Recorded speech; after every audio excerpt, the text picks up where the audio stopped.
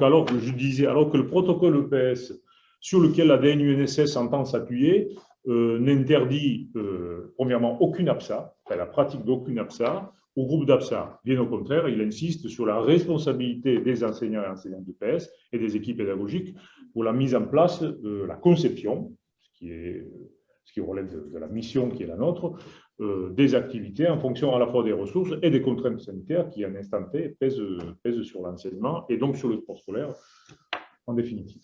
Merci. Alors, j'ai peut-être deuxième question. Donc, demain, il y a un appel à la grève de nombreuses organisations syndicales.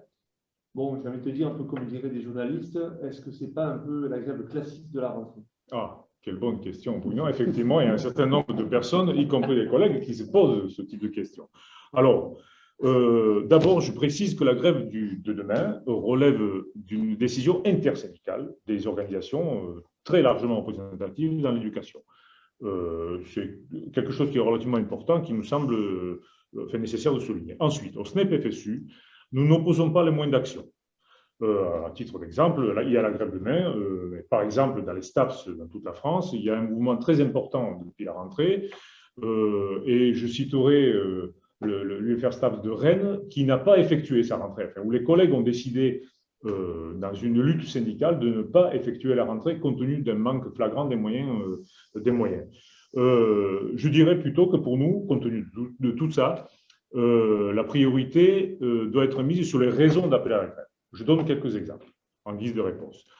D'abord, la plateforme intersyndicale exige un plan d'urgence dans l'éducation concernant les postes, concernant les salaires des enseignants, concernant de façon plus générale l'amélioration des conditions de travail.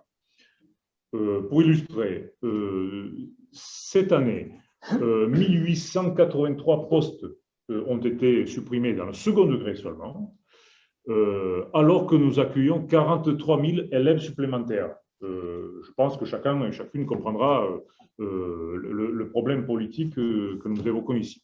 Ensuite, nous pourrions rajouter dans l'actualité les annonces du président Macron à Marseille dernièrement, dans la continuité de l'ensemble des propositions contenues dans ce qui est appelé aujourd'hui les ateliers du Grenelle d'éducation qui a eu lieu dernièrement.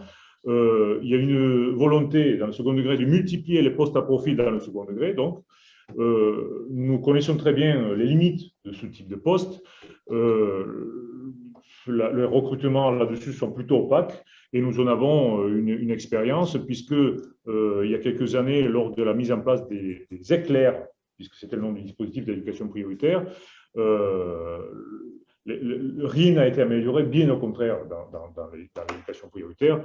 Et il faut souligner quand même que notre ministre actuel, M. Blanquer, était à l'époque le numéro 2 du ministère. Donc, il aurait pu et dû, de notre point de vue, tirer quelques leçons de cette expérience.